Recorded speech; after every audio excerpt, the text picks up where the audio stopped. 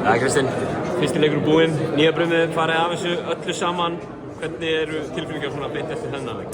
Maður bara súr, skilur þú veist, okkur langaði í fyrsta sigurinn.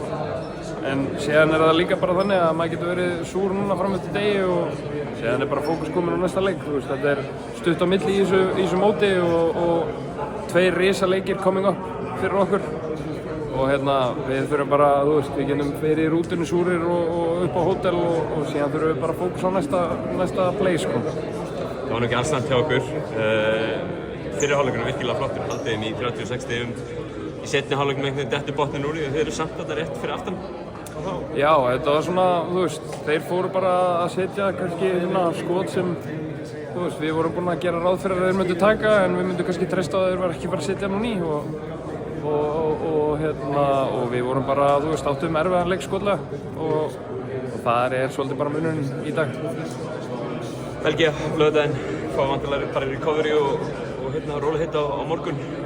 Hversu mikilvægt er að slaka hans á og ná áttum fyrir? Já, það nú aðalega kannski þá bara slaka á í líkamönnum en hausinn verður alltaf einhvern veginn on og þú veist, við erum að fara bara beint á vídeófund í kvöld Belgíu eins og ég sagði hann, stutt á milli í þessu og þú veist, við erum bara að fara að fókus á næsta leik og það Belgía og við ætlum að sýna betri framstöðu þar heldur en í dag. Kærar þakkir Kristinn og gangi ykkur vel á þetta. Takk fyrir.